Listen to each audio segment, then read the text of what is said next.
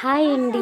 ఎప్పుడూ ఒకేలా కాకుండా ఈరోజైతే కొబ్బరి పొడి అయితే యాడ్ చేసి రసం అయితే చేశాననమాట. దానికోసం ఫస్ట్ వెల్లుల్లి, మిరియాలు, జీలకర్ర, ఎండుమిర్చి, కరివేపాకు అయితే బాగా వేయించుకొని, కొబ్బరి ఉన్నవాళ్ళు కొబ్బరి, లేదా నేనైతే ఇక్కడ కొబ్బరి పౌడర్ని అయితే యూస్ చేస్తున్నాను. సో వేయించుకున్న వాటిని కూడా వేసేసి బాగా మిక్సీ పట్టేసుకోండి.